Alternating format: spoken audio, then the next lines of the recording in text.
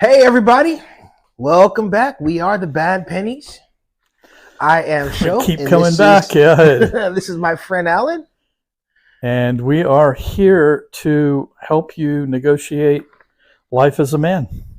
And help you become a man that you would be proud to be and respect.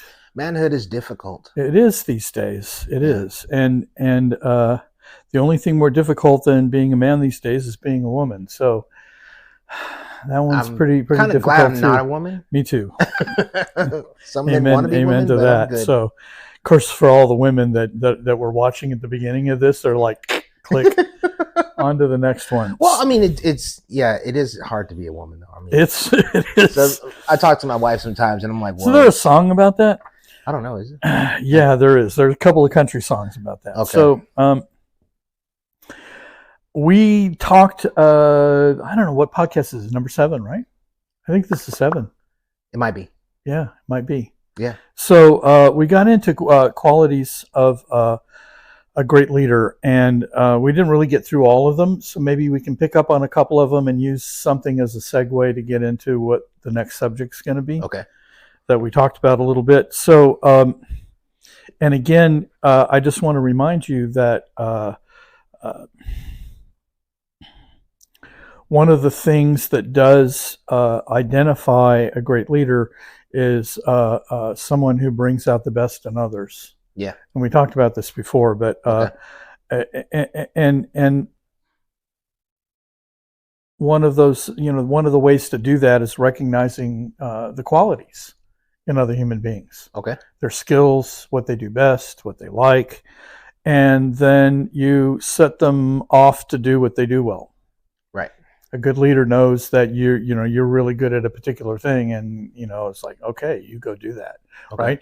Right. And you don't have to know everything about doing that as a leader, because you won't be the one doing it, but you also have to be somewhat familiar with it, at least in general, and then know that you've got people that are really, really good at what they do. Yeah. And let them go do it. Okay. All right. So we're going to talk a little bit more about these qualities here. And I think we got through dedicated. And one of the next things on the list was being able to cooperate with others. Okay. All right.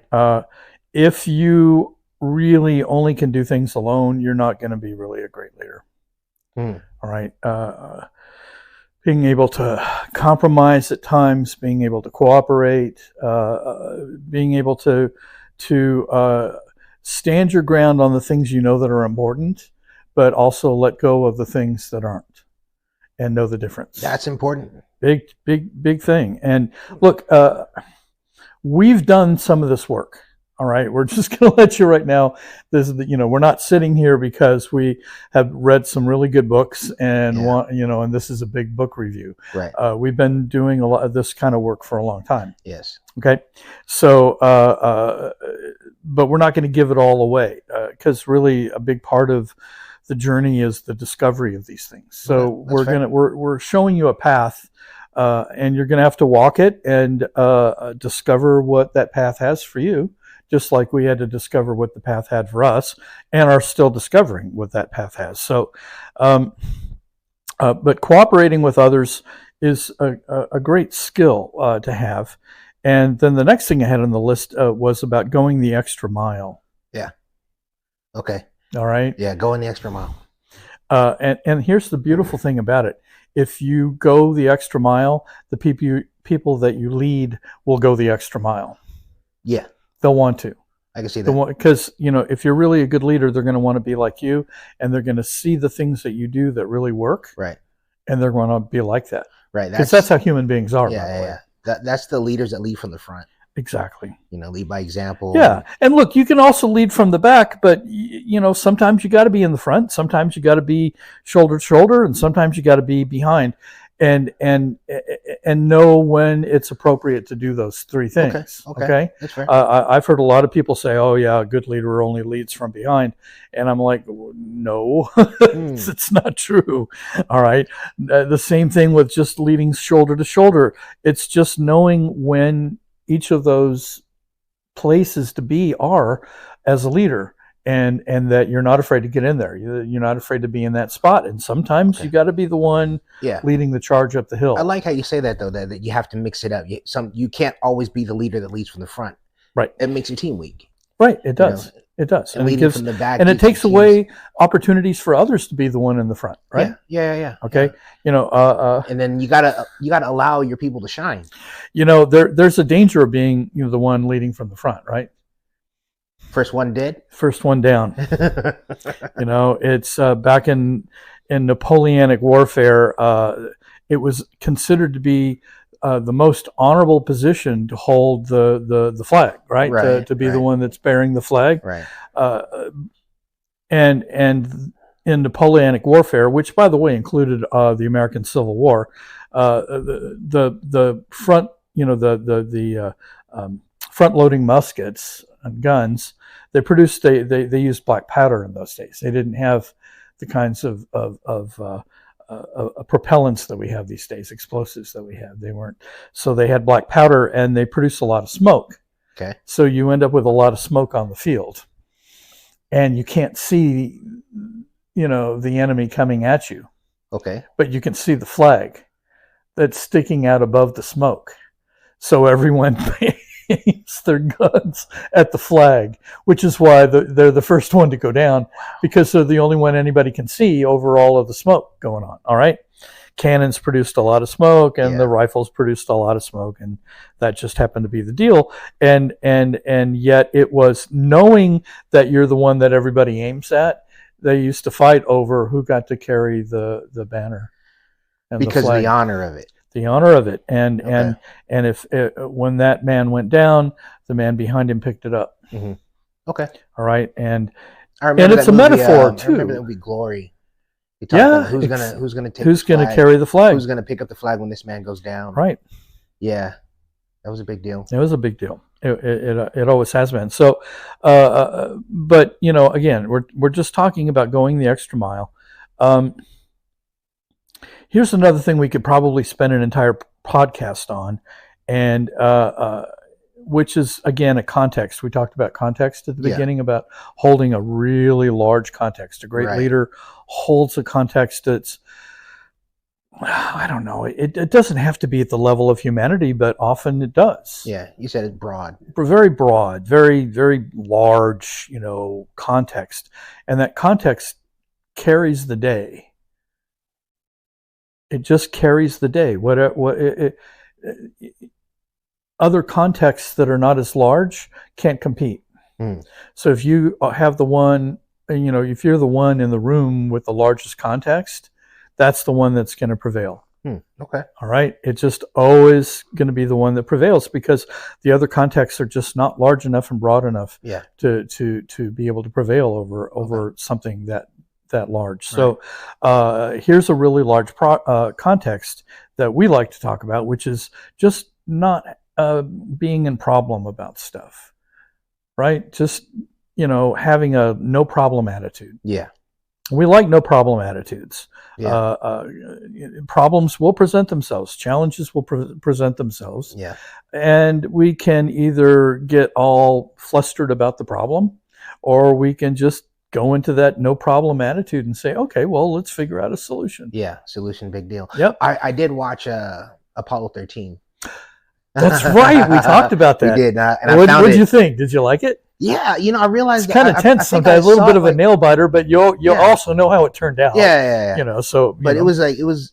I think I hadn't watched it since it first came out. Right. And so I'm watching it again. It was almost like watching it for the first time. Notice how calm they were. I mean, their lives were on the line, and at the same time, they were like, their heart rates didn't go up. I mean, they just were handled. That's how. That's great leadership. It is. And yes, Tom Hanks' character was the the leader of the spaceship. Yeah. But the other men definitely stepped up when they needed to. They did the job the best that they could, whatever their assignment was. And he let them do what they did best. Yeah. Everyone, stepped into bringing their best game. Yeah. And I like and that's what you want the people that you lead to be doing is bringing their best game. Right. And I just say the context for him was let's get home. Yeah. Right. That was his. Yeah, we're getting home. Yeah. We're going home. There's no option of anything else. So that context ruled the day. Right.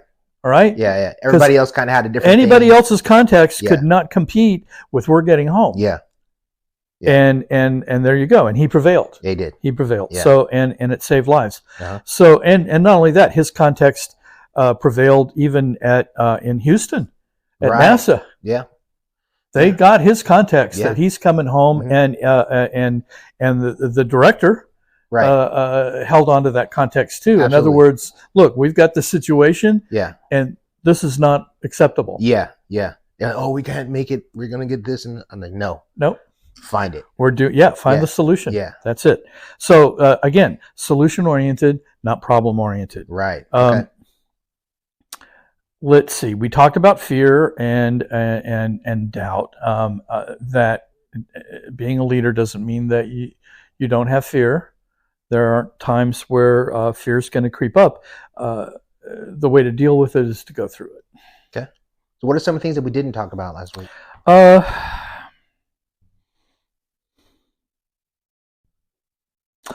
We didn't talk about making others wrong. Okay, let's go into depth on that one. That I don't understand what you mean when you say that. All right. Making others wrong. Yeah. So, and this leads in many ways back to when we talked about taking responsibility for everything. Okay. All right. So if you're the one responsible for everything, then no one else is wrong. Even when they make mistakes, they're not wrong. In other words, because that mistakes are going to get made. Okay. You're going to make mistakes. People that are that you're in service to, remember that it's a service job. Mm-hmm. So you're in service to these people that are part of your team, and men sometimes, and women too, and when they fail, it's really easy to go to a place and make them wrong for it. Like there's something wrong with them, that they failed, that they should have done this or they should have done that. But if they didn't know to do this or that, then how can they be wrong? They can't be wrong. Okay. All right. They just didn't know. Okay. And who's responsible for them not knowing? The leader. Yeah. It always comes back to the top. Okay. So you can't, and besides that making them wrong demoralizes them. It sort of takes the wind out of their sails, and a big part of a leader's job is to put the wind into their sails, not take it out. Okay. All right. Yeah. So it doesn't mean that there's an opportunity to look at how things went and how we can do this better and correct it, but to go into it with you really messed up and how terrible you are for doing that, that's making them wrong. Okay. We don't do that. Good leaders don't do that. Right. Now you can still hold the bar high. The standards are still high, right? That's not making anyone wrong. It just means we got to work harder to uphold those standards and to come up to a certain level. You wouldn't want the pilot flying your plane to have not come up to the level of standards that are required to get his, to fly a 737 or, a 747 or whatever it is, right? Okay. Okay. So on the way, he made mistakes. No one kicked him out of flight school or his training. What he had to do is go back and work harder. Yeah. And figure out how to get up to the bar, how to get up to that level of standard. Okay. So it's no longer an issue. Yeah. Learn from your mistakes. Yep. Don't make the same mistake twice. Yeah. And don't make it twice. And if you do make it twice, then yeah. Okay. All right. If you make it 3 times, then we're going to sit down and we're going to talk about it. Yeah. Leaders can definitely. So, and when your note was making people wrong is not good leadership. It is not good leadership. Okay. It is It's demoralizing, Okay. and I think it violates humanity. I think it violates a certain kind of humanity. Okay. And as leaders, we have to be connected to humanity. Okay. Remember, we're holding the broadest context, right? Yeah. The largest context in the room, and that includes, protecting humanity, being a stand for humanity. Okay. So to belittle people, to make them wrong, tell them that there's something wrong with them for making a mistake. Do you know anybody in this room that's never made a mistake? No. We've all made mistakes. Yeah, I think so. So own it. Definitely, you got to own it. And I bet all of you out there have made a mistake. Yeah. The question is maybe only one. I mean, some of you go, well, I made, 1987. I think it was a Tuesday, but I made that one mistake. So we're always making mistakes. The important thing is that you get the lesson. Yeah. Okay. And you can, if you, there's a way to handle that kind of stuff too, right? You can ignore it, pretend it didn't happen. Right. But you don't learn a lesson from that. You don't learn a lesson. No. You can slough it off. Yeah, same thing. All of these ways of denial. Yeah. Are avoidance, are not conducive to good leadership, or again, what was it that I said here? Bring out the best in others. Right. It's not going to bring out the best in others. All right. Not. So when these kind of things happen, we have to go to the place of, again, holding this really large context. Yeah. And that context requires that we take a look at how to correct the mistake. What led to it, what was behind it, how we can do it better. I mean, there's so many things that you can get from a mistake or something that goes wrong and improve it. Okay. I mean, we have radial tires. I mean, and a few thousand years ago, we had a wheel that if it hit a hard rock, it fell off. It's just so they put a metal strip around it so it would have a little more resilience, right. and then it still fell off, and so then they did something else to it, and eventually, today we have these amazing radial tires that have special treads that are resistant to water planing and grip the road better and all kinds of stuff. So, I mean, again, it's development. Yeah. But, and we're all, we want to develop, we want to learn and develop. And if you're leading a team, in any kind of situation, whether it's sports or at work, you're bringing everyone up all of the time. Yeah. Including yourself. Okay. Got it. And if you're making them wrong, you're going the other direction. Right. And not only that, people want to quit. Yeah. They want to quit. I mean, they may stay on the team because they're collecting a paycheck, especially at work, right? Yeah. They'll stay on the team, but again, they won't go the extra mile. Right. That's on the list, right? They'll be checked out. They'll just do whatever the minimum is, collect their paycheck, and go home. Yeah. All right. So he's loyal to his purpose. He's loyal to his purpose. Yes, he's loyal to his purpose. A good leader is loyal to his purpose. Yeah, so he has to be clear what his purpose is. So before you step into a leadership role that affects other human beings, you have to be clear why you're there. Okay. And the direction you're going. Yeah. What is the purpose of what you're doing? And you got to remain loyal to it. And lots of things in life will happen that'll start pulling you off in one way or another. Yeah. And you just have to come back to that purpose. You have to hold that context, that big broad context, all the time, and really stay true and loyal to that purpose, and make sure that the people you're leading are also clear about what the purpose is. Yeah. If they don't know, then they don't know how to serve it either. Okay. That's very important. Yeah, it's very, very important. All of these things are important. Yeah. And we talked about being humble but not weak. Right, we did.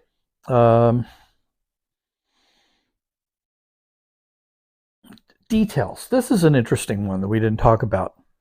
And this is going to come out in a bunch of other things we're going to talk about down the road. But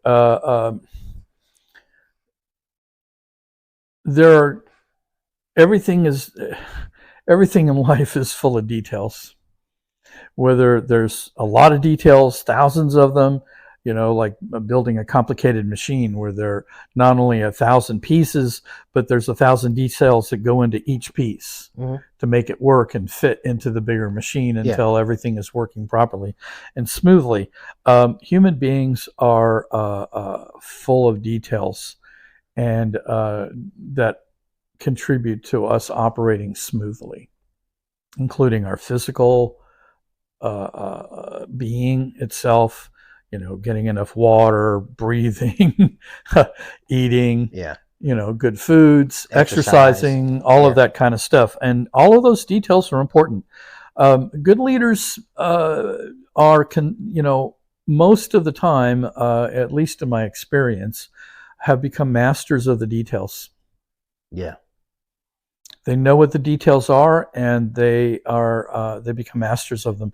That doesn't mean that, again, that they're not necessarily the ones handling all of the details, but they're still overseeing it in a masterful way. Yeah, you pay attention to the details, but you don't control them yourself. Right. Okay, gotcha. Right. Okay. So I watched a video the other day, and it was really fascinating because it wasn't the first time I've heard it before, but it was it was a retired pilot, Air Force pilot, who's flown the F-22 Raptors, and now they got the F-35 out, and they were asking him about the differences between those two machines. But they have different purposes. I'm not familiar with this, but go ahead. Okay, so he was giving some of the things that this one does this better and this one does that better, and then the question was, of all of the jet aircraft to fly, what's the one, if you could only pick one to get into and fly in combat, what would be the plane? Okay. What would be the jet? And I've heard this before multiple times, and he said the F-16. Okay. Okay. I mean, you got the F-18 after that, you get the F-22, now you got the F-35, and I just heard over and over again that the F-16 is the Cadillac. It's the one that is just the most intuitive, and it's fast, and it's just maneuverable, and it does a lot of really incredible things. And of course, over the years, they've upgraded it. And now they're talking, and again, we're not going to get political, but they're going to be sending, I guess, from what I hear, F-16s to Ukraine. Okay. Because our Air Force is actually and Navy are moving on to other and have moved on to other planes, and so they're kind of phasing out the F-16 program. Okay. And but what they talked about was that they got to train pilots to fly these things on so many systems and things, but the ultimate goal is that they are able to be autonomous. In other words, they have mastered all of the details. They have mastered all the systems, so that no one has to be their supervisor. They don't have to have someone checking over their shoulder all of the time. They're able to actually fly these planes and without any backup, without any like somebody that's higher up, looking over them, and ultimately that they'll be able to train others because of their mastery. That's what we're talking about. Mastery over life, mastery over systems, just like these pilots have to become masters of that airplane. Okay. And all of its systems and all of its details. Yeah. Okay. They don't have to know how they all work. They just have to know when to employ them and what they're about, and the order at which that things are applied, and all of again. So mastering the details. Got it. Life is about mastering the details. Okay. And there's success in mastery. Yeah, I watched something not too long ago that was saying, like personal success. Yeah. When there was a guy who was interviewing successful people. What he does is it's some random thing I saw on social media, but this guy he'll approach somebody in a Lamborghini and he'll ask him like, what did you do to get to this Lamborghini? Like how did you become successful? And the guy was saying, like one of the biggest things is to know what you're talking about, be the master of what it is you're talking about. You got to be honest, and you got to be the smartest guy, be the expert about what it is that you're operating in, and that's what makes you successful. Yes, when you're the go-to. And look, and you will. Again, part of mastery is the recognition that comes with it. Yeah, got it. But the most important recognition in mastery is your own. Okay, mastering your own life. Yeah, and look, if you're on your deathbed, what other people think is probably not really that important, but it's what you think. Okay. It's how you feel about how you led your life, how you conducted your life, and how you stuck to your principles, and that you mastered something. Yeah, you did something better than anyone else, and really that's only but it's important to all of us, but it's really only important that you've done it. Yeah, I think that it's also intuitive. How do I say this? Master it in your way.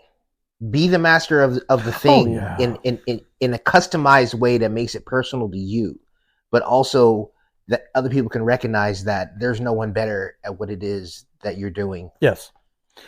Over the years, working as a photographer, I had worked with a pretty famous photographer, and he was my mentor. And I remember once we were actually doing a photo shoot together, and during a break, we came back to where our camera cases were, and his girlfriend was sitting there, and she said, your cameras both go off at the same time. You press the button. Now, one of the things I had learned from him was, instead, we have these little motor drives, so they just go click, click, click, click, and they'll take a whole bunch of pictures, and you just hold the button down, right? Okay. There's not a lot of craft in that.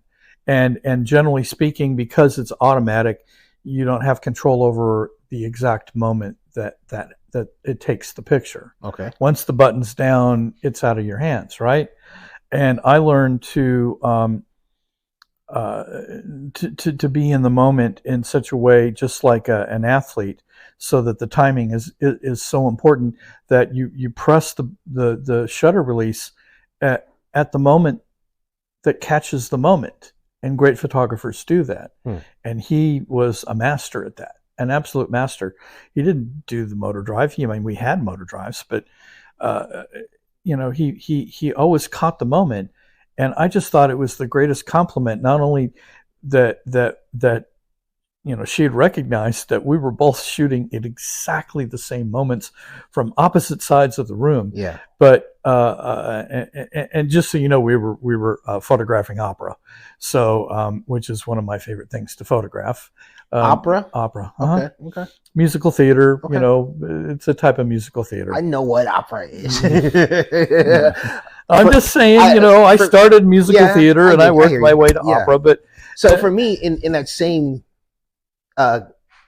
thought, I'm using my father as an example here. My father's a martial artist, and he trained under someone who's a famous master by the name of Moses Powell. And Moses Powell had this system of forms. It was kind of like kata forms, right?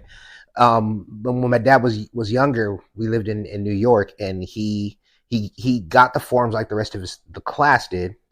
But then when we moved to California, he wasn't with the school anymore, but he still practiced the forms. But he developed his own style based on those forms, so much so that when he reconnected with the other students that he had been apart from for like 20 years, he had a whole different Because he made it his own. Yeah, he made it his own. And everybody was amazed at how he took it because he was away from them. He was able to develop his own mastery of it. And then now he's the guy when it comes to that. Yeah. You know, when it comes to those forms, he's the one that has this different interpretation that actually an understanding that he's able to convey in a different way to the people that are in the system. Like he's the guy with that particular thing in the system. And that is the whole point, because at the point that even my photographs looked like his photographs. Yeah. It wasn't the end of the story. Right. It was really the beginning of the story. Right. And all the work was to get to the place where I could match what he was doing. Yeah. Now and at that point it was time, even though it was not necessarily conscious, was developing my own style beyond that, and to be able to do things that later, he and I are still very close friends. And that when he looks at work that I've done, he's like, I can't do that. Yeah. And and I'm like, but I look at his stuff and I'm like, I can't do that. Right. But we both have what we do really, really well. But as a mentor, he was great at holding a bar so high that it was so hard to get up to it. And I worked and I worked and I worked and I failed and I worked more and I failed and eventually I got there. And then that's what great leaders do, because they're also great teachers in many ways. And he taught my sister. He taught me too, but my sister took it and she's to the moon with it in her own light now. That's amazing. And with the school that she runs, you see where she got it from in my father, but once again, she's made it her own, right? Yeah. Put a little feminine. That's beautiful. So look, you're all like that. All of you out there, you have that in you, and you have the ability to take things, but you got to do the work. You have to put in the work. Yes. And get to a place where you've mastered details. all the details. Yeah. So that you can go to the next level. Okay. And there's something amazing in that next level too. I highly recommend it. So we're going to talk just briefly about justice and truth. And I think that great leaders have a keen sense of justice, and they honor. They're honorable. They're just being honorable within, how you conduct yourself and how you conduct your life, and it's really not an easy thing. In fact, what we some years ago, in one of the classes that I was doing, this was the homework, and it made everybody crazy. All right, and the classes were at that point spread about a week apart.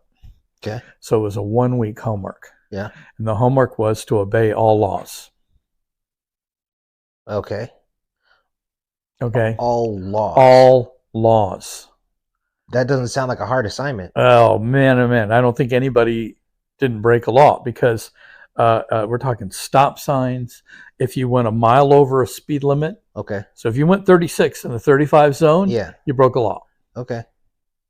All right. Okay. And I'm telling you, it kicked our asses, and in ways that were eyebrow raising and surprising for all of us to see how difficult it was to honor our society's laws and regulations. Okay. And just that, something as simple as that. All right. So, and I'm not telling you all that you have to do that. I'm not telling you all that you can't, that I'm not going to condone breaking laws. But at the same time, we all know that occasionally we kind of coast through stop signs and things like that. But there are consequences sometimes when you do. Okay. And it could hurt others.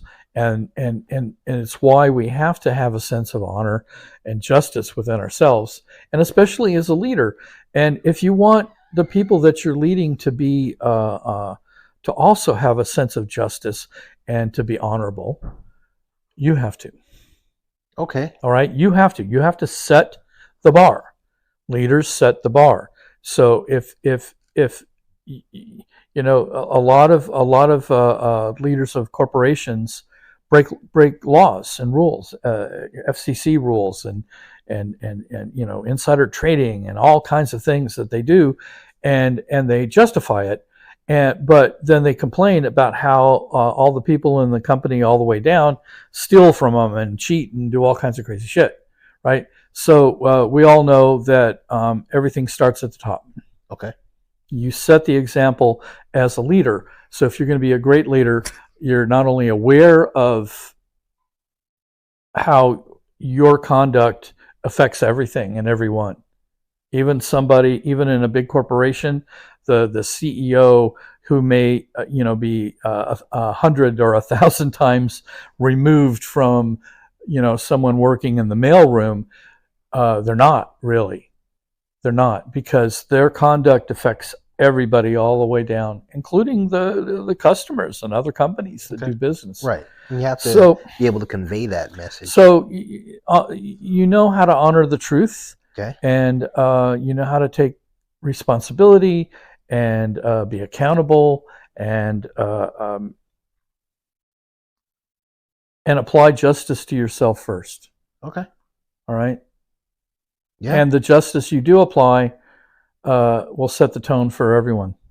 And everyone will be, if you're slimy and sleazy, then everyone that works for you or is, you know, within your team will be slimy and sleazy. Yeah. Okay. You can't complain. You can't complain about that. Okay. So I think that's a segue. And the segue is about being a leader in a marriage. Being a leader in a marriage. So we talk about, in this case, men being in the old school, quote unquote, hierarchy of marriage, where you have God, husband, wife, children. Right? Yeah. Well, we're gonna reorient all of that, and so what we're gonna do is we're gonna go forward, and it's funny because we were laughing before we started the podcast about how when I opened up the dictionary for men, you came right to a certain point. I came to a word that I was going to use opening up this part of the podcast, which was about going into the subject being bloody, bold, and resolute. Okay. All right. Bloody, bold, and resolute. We're going to go into this because this is a can of worms that can make a lot of people crazy, and does. So I will just read the definition of resolute, so we're all clear. Marked by firm determination. Marked by firm determination. Bold, steady, admirably purposeful, and unwavering. Determined in character, action, or ideas. So we're going to be resolute in going into this. Okay. We're going to be determined and bold and bloody and unwavering. And the first thing that we're going to say is, because we're just going to get it out of the way. All right. Women are smarter than men. Okay. Okay. Okay. Women are smarter than men. Now, I know some of you out there said, "Well, you know, my woman, she can't fine tune a Holley 4-barrel carburetor and you know, and set the slow idle and the fast idle and fine tune the jets." And she could if she wants to. She just doesn't want to. But if she did, she'd probably do it better than you do it. All right. If she put her mind to it, more than likely she'd do it better. She just doesn't care, you know. But if you'll notice, the things that they do care about, they do really, really well, and they do it pretty much better than we do it. Okay. And so if you're going to go through life thinking that women are not as smart as you are as a man, you got a tough road, and women deserve much more respect than that. Okay. Because they're so incredibly smart, and even if she doesn't know how to tune a carburetor, or can't talk about, high level fuel injection or turbocharging. I'm just using cars right now, but we could use other subjects too. But it's just their ability, especially in areas of human relationship, that they really stand out. Okay. They're brilliant. And I'm not going to argue with you. Well, you're a married man, and your wife would kill you if you did, right? No, I mean, she has other ways of. Yeah, she has ways. I know but that's how smart they are, right? Okay. That's really, they know how to get us without having to come at us the way we would come at them, right? Okay. They are very, very intelligent creatures and deserving of respect, nothing but great respect and honor, and it is our birthright to protect that. Okay. It is as men in the world, and when we talked about this way back in earlier podcasts, so if you didn't see them, go take a look at them, and because we talked a little bit about this, about sort of the historical and anthropological possession of human beings and men and their roles throughout history. Really, our job has been to protect, provide, and protect. And women provide too, by the way. They just provide other things. And throughout history, we've always figured out who was best suited to work on particular areas.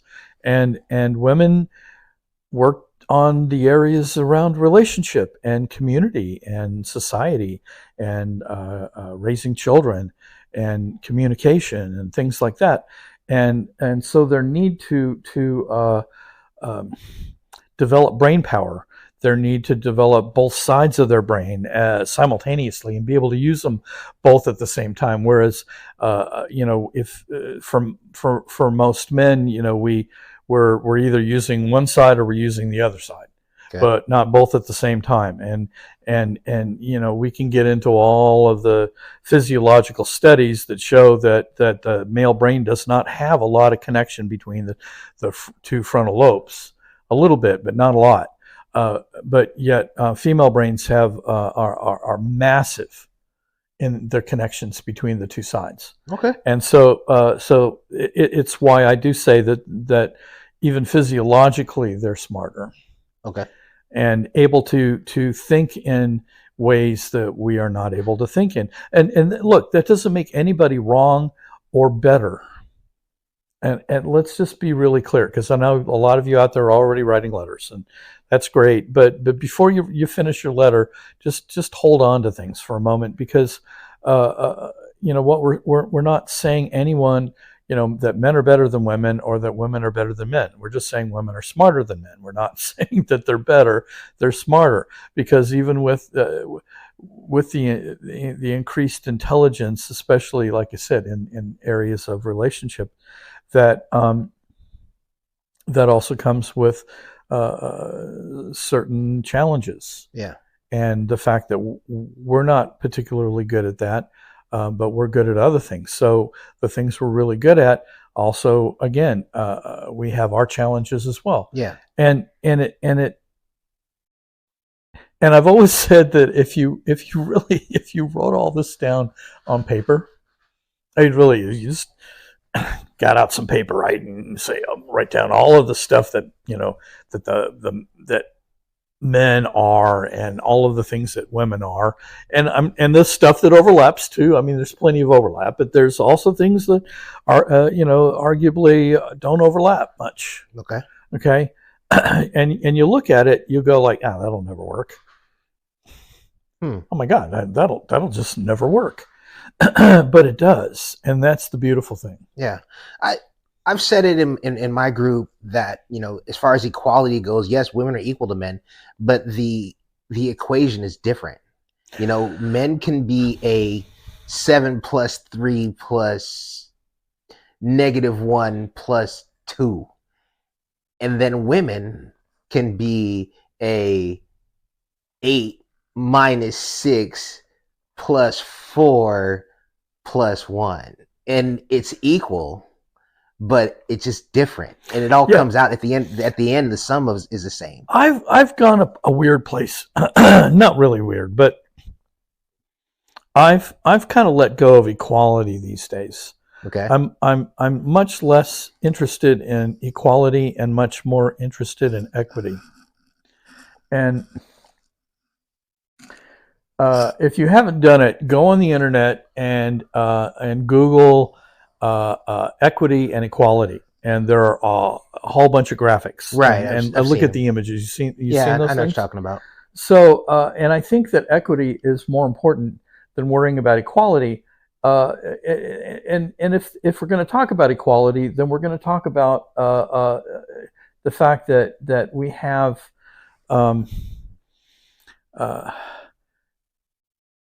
equal opportunities, I suppose. That to if you're setting out to do something, that it shouldn't be gender related, right? It's like if it's something you really truly want to do, then we're all equal in the fact that it's going to be based on how good you are, and whether you're a man or a woman or LGBTQ plus, doesn't matter. It's about, again, what you do best and how much work you put into yourself and to doing what it is that you love and want to do, all of those kinds of things, and there shouldn't be any barriers holding you back because of your skin color, your gender, your sexual identity, any of that kind of stuff. Mm-hmm. I just don't think that's humanity. Okay. And remember, we're holding a context these days. Okay. And we're holding a really large context of humanity. Okay. And humanity is humanity. It isn't defined other than the fact that we're all human. Yeah. Right? Each person deserves respect. Yeah, and it was funny, you know, the way I know you didn't say it, but when you were talking earlier, what I was thinking was about how much we're all alike and yet we're all unique. Yeah. And that's again part of the beauty of all of this is the uniqueness that we all have. Okay. Yeah. And there shouldn't be anything holding, other than, most of the competition, again, should be with yourself to overcome whatever those barriers are that you have within yourself that you need to get past, whether it's stuff in your childhood or whatever. I mean, it just, you shouldn't let anything stop you if it's something that's really important, right? Okay. But to have things in society that do because you're a man or a woman or identify sexually, who cares, really? Yeah. If you're good at what you do, you're good at what you do. Let people do it. I say, let them go. Okay. So equity is justice according to natural law or right, as in freedom from bias, prejudice, favoritism, or systemic structures. Yeah. Okay. So that's why now equality happens to be the definition right before this one. When things are the same in some particular way, the right of different groups of people to have similar social position and receive the same treatment. See, I no problem getting behind that. No, I don't. Okay, but again, that to me, that's just duh. Honestly, that's just duh. It's natural. It's I don't know. To me, it's the way things should be, but it doesn't always come that way. There's a lot of it doesn't. And again, that's all. I think that's the political side of things. In today's society, there's a big line that's drawn in the sand when it comes to that kind of stuff. There shouldn't be there. Well, again, should or shouldn't is immaterial because if it's there, it's there. And now it's again, if we're all great leaders, then we're not getting emotional about it. Yeah. We're figuring out what to do about it. Solutions. Solution oriented, not problem oriented, right? All right. So where are we at in marriage right now? So where we are here is again, I just laid the giant egg in the middle of the room here, which was that women are smarter than men. Okay. So for all of you men out there that are married or in relationships, it's time. if you don't agree with me, it's time you stop and start paying attention, right? Or we used to say, wake up and smell the coffee, right? Mm-hmm. All right, it's time to wake up and pay attention that women are smarter. All you women out there are going, well, I've been telling him all along. Right. It's like you already know that you're smarter, and it's again, to me, it's just duh, right? It's just duh. Okay, so now that we got that out there, what do we do with it? That's the important thing. What do you do with that? So you're in a relationship with a woman, and she's smarter than you in most ways, right? And that smartness makes them very capable. They can pretty much do anything we do. Mm-hmm. They just don't I have a very close friend who's a bodybuilder. In fact, he's actually a world champion. I can't mention his name without asking him permission, but his wife is also a bodybuilder. And she's amazing. She's just amazing. Okay. And she's stronger than probably every man that I know. Okay. All right. She could kick all of our butts. Okay. With that finger. Right. Without breaking a sweat. So even that area that we normally would think of that we excel in, again, if they want to, they can. Okay. Right? Just like the carburetor or whatever, the internet, whatever they put their mind to, if it's something that's important enough to them, they're smart enough to do that. So, and don't ever let any man tell you any different, because if a man's telling you you're not smart, then he probably shouldn't be in your life. If you're a woman watching this, and if you're a man telling a woman that she's not smart, then you either need to change your tune or get out of her life, because you're holding her back. Okay. Okay. We need to be good to the world. And now, again, we're holding that. Yeah. I want to add that your level of education is not the same as your level of intelligence. Intelligence and education are two different things. Yeah. Some of the smartest people I know never even went to college. Yeah. So that's right out. So now, so let's get to what do you do with it? Because that's really what everyone's here to find out. What do you do with it? Women are smarter than men. Okay, so there's a couple things that you do with it, but let's just start with the one thing that I've mentioned 3 times, I think already, which is respect. Okay, that's the first place to start. Just is acknowledging that she's smarter and give her the due respect of that, and stop thinking that you know more than she does. And especially when it comes to your relationship with her, because she's interested in relationship and you probably aren't. Now, you think you are at times where you want something from her, but most of the rest of the time you're more interested in what it is that you do to make a living, or be successful, or even your hobbies. Okay. I mean, generally speaking, that when it comes to relationship stuff, it's it's down on the list. Men have to do relationship things deliberately, where women do these things naturally. That's a good way to put it. For me, that's a good way to put it. They do it naturally, and they do it better than us. So again, if you were at work and you're making assignments, who would you, and say the job is a relationship. Okay. So say you go to work, you get up in the morning, you put on your clothes, you take a shower and put on your clothes and have breakfast and get your coffee and you go off to work. And you get to work, and when you get to work, the job is is relationship. Okay. So, and you got a team that are working for you. So who are you going to assign to run this thing? The expert. The one that cares about it. Yeah. The one that's smart. Okay. So you're gonna give that to the women because they're the ones that do that. And so the question I think that's left is, well, then what do I do? Okay. Well, I mean, so okay, so I give that to her. What do I do? And and I think the answer is you listen to her and you do what she asks of you. And so is she the leader of the relationship then? Well, I'm not so sure that it's in some ways, maybe. It's more of a managerial job.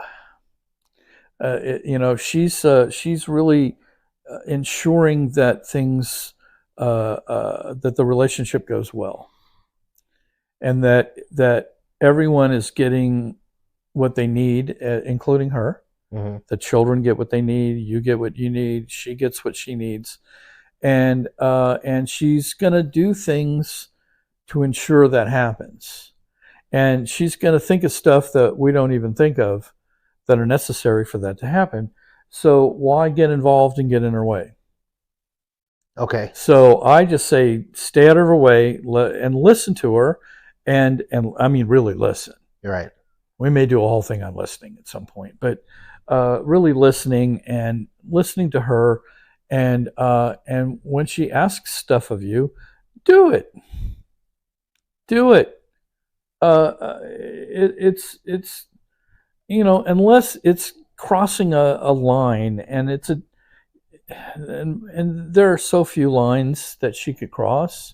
If she told you to get a gun and go rob a store, that might be crossing a line, all right? But pretty much most things short of that, may not be a problem, right? Okay. So, if she's saying, I need to go for a walk, you're like, okay, well, let's go. Yeah. Where do you want to go? You want to drive? You want to walk from here? How do you?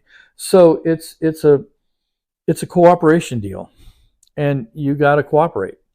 If she's really good at this and you're really not, because if we put it into your hands, with that whole, if you went to work and instead of letting, and the job was a relationship, and instead of letting the women, do what they do, right? You're going to do it. You're going to run the whole deal. You'll run it into the ground. It'll get mucky. No, it'll fail. Okay. It'll fail. So why take it on? Just and let again, the expert do I know you're all out there writing letters already, and fine, you can write us letters, and you can tell us about how wrong you think we are. But before you do that, forget about what you thought you knew about this stuff, and maybe spend a week or two and really take a look at it. Okay. Really take a look at the reality of your relationship, and I think you might find that what I'm saying is actually pretty true. And all I'm talking about here is, again, letting each person from a leadership standpoint do what they do best. Okay. All right. So that means, for the man, what does he do best? Well, traditionally, we provide and protect. Okay. Well, maybe that's a good place to start. Okay. Make sure that your wife feels safe. Mm-hmm. Make sure that your children feel safe. And one of the ways you do that is all of the things we talked about leadership, starting with consistency. Mm-hmm. Starting with honor, respect, responsibility, and caring. You got to find, just like with leadership in, at work, you've got to find the place where you really care. Okay. And if you really care about your family, then your job isn't to box them up and put them in the closet so they're safe, right? I mean, right. I suppose, that they may not feel good about it, but right. It'll be easy. It'll be easy to stand guard outside the closet door with them all, duct taped inside. Right. That's just throw in a meal occasionally, but I'm not sure they're going to agree with you. All right. So that may not be the way to go. So the best way to operate in a marriage is to let the expert do what the experts and find out who the experts are in the things. Okay. And if you don't know who the experts are, then talk to your wife about it, because she'll let you know. She'll let you know that she's the expert, and that you really should be listening to her. Yeah. And I agree. Yeah, okay, in the sense of CEO and COO and CFO and all those different things. Again, it's marriage is give and take. Okay, marriages are give and take, and yeah, one moment you may need to be the CEO, and another moment she's the CEO, and you allow each other the room for that to happen. That's a great point. And remember, when she's down, you need to be the strong. And if you're down, she needs to step up. I mean, it's again, there's this ebb and flow of life, right? Yeah. What you don't want to do, just like we talked about earlier in leadership, is you don't want to get emotional. Because remember that women engage in life emotionally. Okay. They're good at emotions. Right. We're not good at emotions. Men are logic. We're logical, and emotions are not logical. Right. Okay. Okay. And it's not a right or wrong deal. Mm-hmm. I've seen and heard people who make it a right or wrong deal. Don't do that. That's not a good place to go. Right? It's not. It's moving away from that context of humanity, because people aren't wrong. People are not wrong. Nobody really wants to be out. I mean, even people that do really terrible things usually do them because they think it's the right thing. Right? So it's important to bring your care and your humanity into the relationship. Okay. And the way that men can do this is by being strong and consistent and unemotional, and respectful, take accountable, but also I don't know, have we talked about kindness yet? No, I don't think so. Did we talk about kindness? No. Well, if we did, I apologize if I'm repeating myself, but I'd like to actually, anytime that we talk about relationship, or maybe even end our podcasts, I want to remind everyone that kindness is not a masculine trait or a feminine trait, right? It is a human trait. And kindness is a quality that we bring to the people we care about.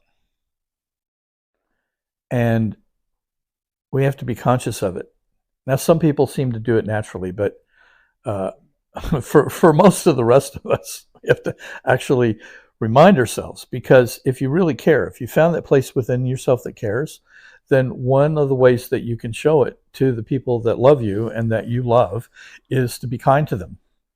And I would encourage you at all times to remind yourself of that, and to be kind to the people that love you and that you love. Okay. All right? Yeah. And any chance you have kindness in your dictionary? Well, I don't know. We could look, but honestly, I don't remember. There's, this started out as a project that was, 4 pages long, and now it's 117, I think, and single spaced. with a couple of animations. It got away from me. I don't know what happened, but one moment it was just a few pages long, and the next moment I was like, oh my God, it got away from me here. Yeah. So kind. Here we go. How about wow, that? Look at that. Kind is in there. Okay, so kind as an adjective of a good or benevolent nature or disposition, to be loving, affectionate, benevolent, humane, considerate, and or caring.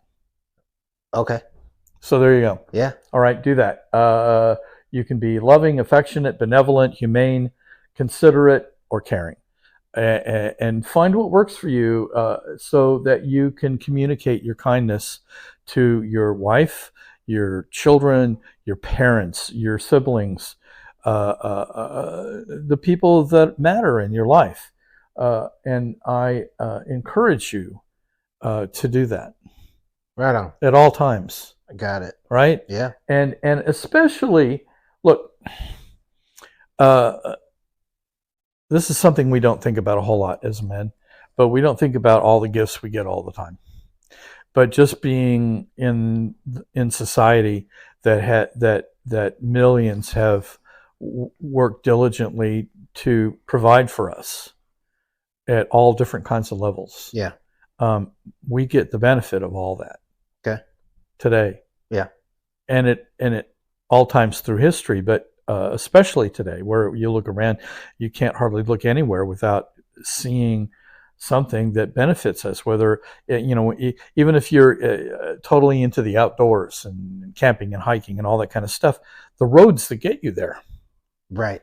Somebody had to plan it. Yeah. And somebody had to design it, and someone had to, figure out how to make the surfacing and the underlayment and everything that goes along with getting you there. And then the vehicles that get you there. And it just goes on and on and on. Okay. So we're always recipients of benefit. Yeah. In the world and in our lives. And for men that have a sense of honor, getting benefit for things produces a concept that I call obligation.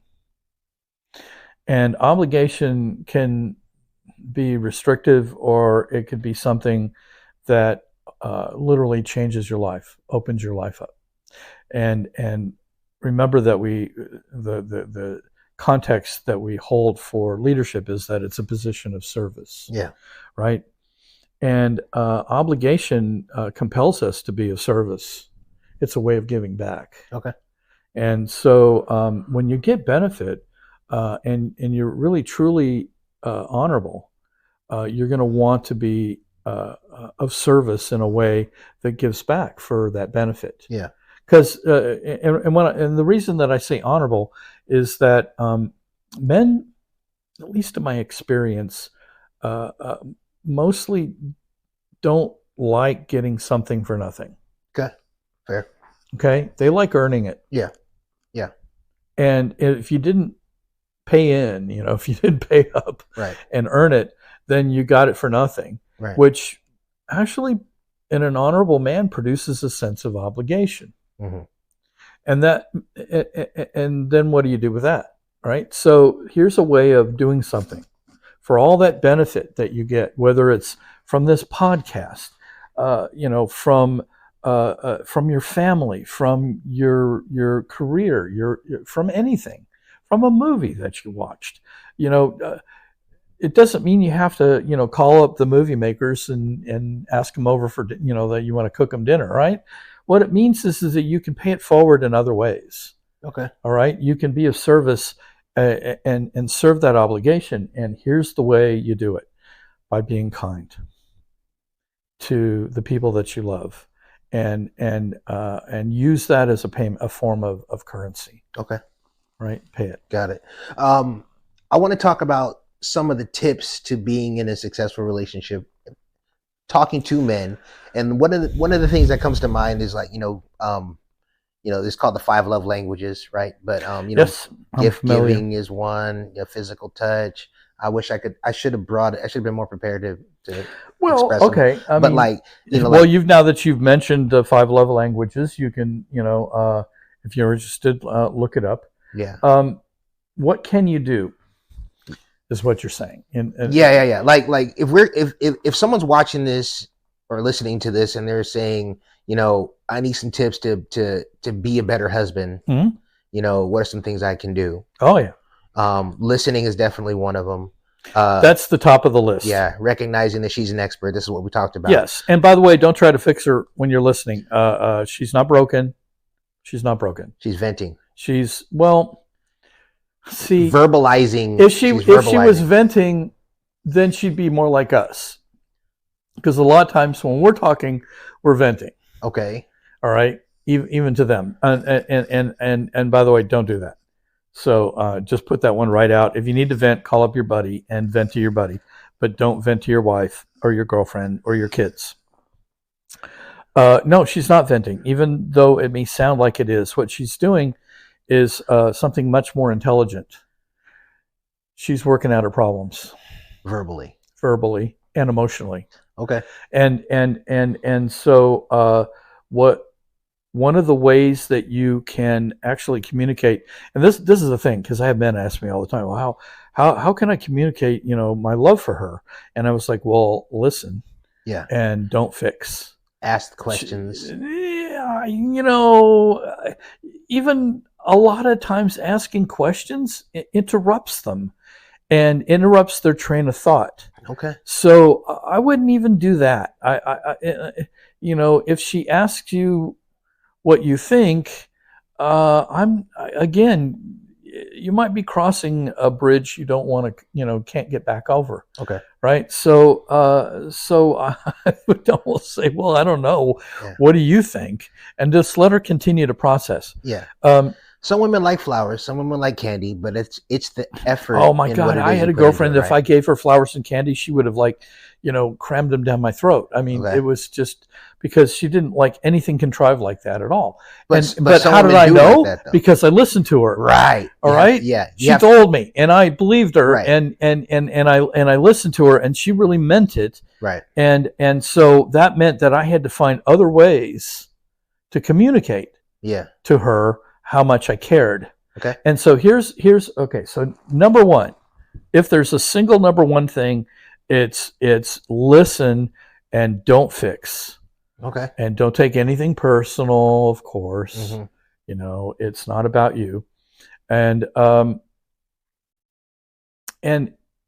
have been told by a lot of women, because I work with women too, right? Not just with men, that they've told me over and over again that one of the things that their husbands do that makes them feel loved is that they listen. Okay. And I mean, really listen. And you want to listen enough that if she asks you what she just said, that you can repeat it back. Yeah. Okay. So that's one. I'm looking up the 5 love languages. Oh, okay. We talked about it, I have to say, and I know somebody's looking it up. And look, sometimes she doesn't want to be touched. So again, you have to pay attention to her and listen to her and see. Sometimes just a touch is all she needs, right? That's all she needs, that you just connected with her that way, whether it's holding her hand or touching her shoulder. But you have to, again, pay attention to how she responds. Right. Now, not everybody's list is the same. Not everybody's list is the same. But or even if they're similar, some things have more weight than others. Right. And again, that's why we're all unique, right? You want to learn your woman, her language, right? There's a book called The 5 Love Languages. It's actually a series of books, but we're not necessarily promoting, but it works. I mean, you've read it, I've read it, it's effective, and I'm not against it. So acts of service, receiving gifts, quality time, words of affirmation, physical touch, and it's those 5 things are not necessarily you pick one and that's it.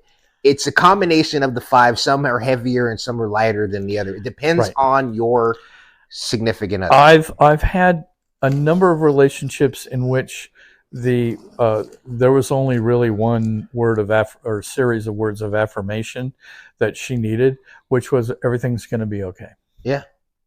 Yeah. I didn't have to fix her. I didn't have to go anywhere, to do things other than just let her know that everything's going to be okay. Yeah. And I'm not going anywhere. Mm-hmm. All right. Consistency. Right. Providing a place for her. Again, they're going to get emotional when they talk to you sometimes. And one of the ways that you're doing a good job is that she gets emotional. Okay. Because they don't go there and really open up unless if they don't feel safe. Yeah. Okay. Right. Yeah. And remember that when they do, it's they're being vulnerable. Yeah. They're being very vulnerable, and you want to make sure that she is safe to be vulnerable. All right. And it's one of the ways that you communicate love to her as well, is that you make it safe for her to be emotional, right, and that you're not judgmental about it. Mm-hmm. Now, look, all things being equal here, we don't tend to be comfortable with emotions. So you don't want to be giving her the, look of when she's getting emotional. Yeah. Like, oh my God, what do I do with this? You want to just let it, just let it go through. Just let it be. All right. You're not gonna. You don't have to react to it. You don't have to fix her. You don't have to get emotional with her. In fact, you shouldn't. You just want to just let her have the safe environment to whatever it is, and she cry, whatever she does. I mean, you just be there, and hold the space. Right. Sometimes you tackle more than one at a time. Like if you're in there and you're listening, and that could be an act of service and quality time at the same time. Yeah. And if you do it while you're holding her hand. Like I said, the women have told me that their men, when they do that, they feel loved. Okay. They feel loved. Yeah. And the no problem thing also, I hear, is a really great word of affirmation. Okay. Yeah. No problem, and it's going to be okay. Yeah. I've had a lot of feedback on those two things, and you might want to try it again. If it works with her, great. If it doesn't, don't do it. Don't write us a letter. All right. Yeah. I think that you told us to do this and it didn't work. Yeah. I think it's a good place to start. I think the other book that I remember reading a long, long time ago was Men Are From Mars, Women Are From Venus. That's another one. Yeah. So look, I tell women that they want to make men their heroes, and I stand by that one still. But we're not going to, since our audience isn't really female, at least at this point. But who knows, right? So what does it mean for men to be the hero? So what I did, I put in the dictionary knight. Knight. That you want to be knight-like, right? Or king-like. Knight in shining armor. Or magnanimous. Okay. But and I like magnanimous, and we might give you the definition in a minute. But since I have knight pulled up already, we're going to do that one.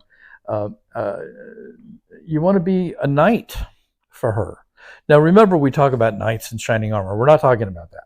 All right, that's fantasy. We're going to get away from fantasy. So to behave as a knight is to show bravery, strength, and skill, prowess.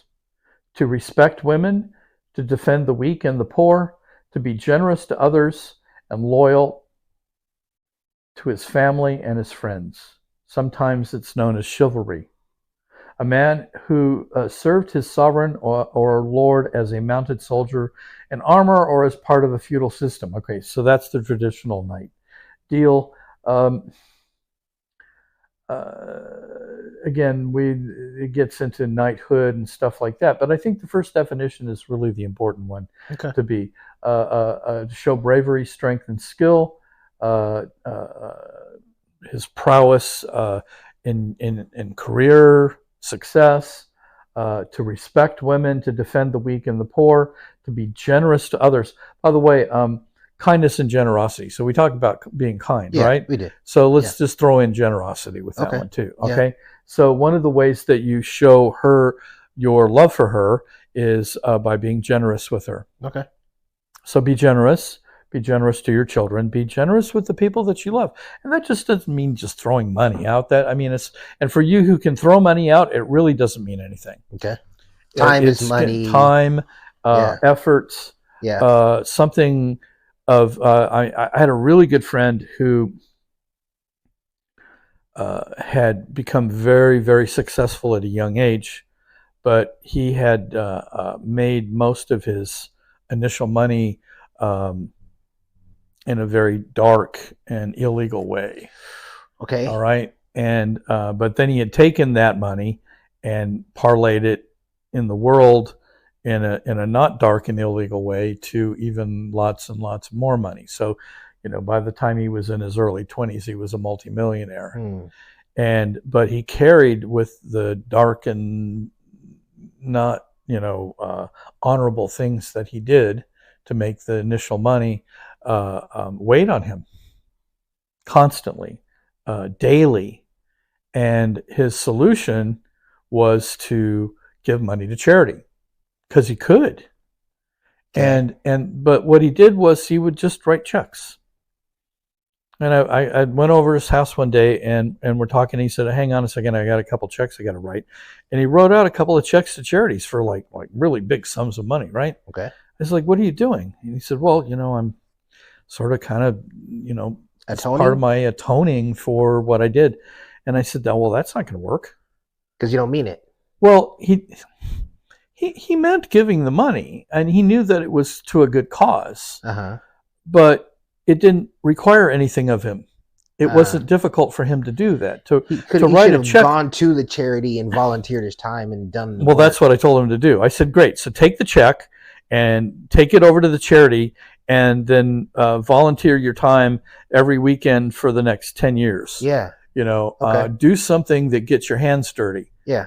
Because writing the check is easy. Yeah. Actions speak louder than words. Yeah. So what you got to, when you're being generous, it's not doing the easy stuff doesn't mean anything. Okay. And people know, by the way, even children know. Yeah. They know. You may think you're pulling something off, but with all the things we try to get away with, the only person that we're really thinking that we're pulling it off on is in here. Okay. Because everybody else knows. Right on. Okay. And you may fool them for a moment, but not very long. Yeah. So why bother? Right on. Okay. And that's what I say. Just you want to pull shit off on people. Why bother? Right? Because you've already justified it in your head, and the person you're really messing up is yourself, not them. Because everybody knows, and they just won't tell you because this is how human beings are. Yeah. Because most people don't care, and they don't have enough invested to tell you the truth. All right.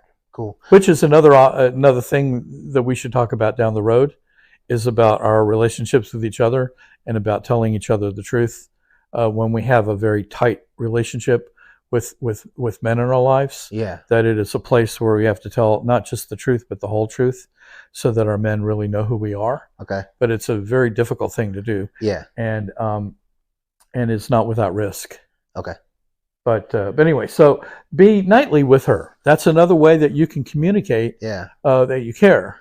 And women really respect men who behave in this particular way. Okay. What was it again? Brave, with strength and skill, great prowess, respecting women, and defending the weak and the poor, and generous to others, and loyal to his cause, his purpose, things like that. Okay. So it's a good way to be.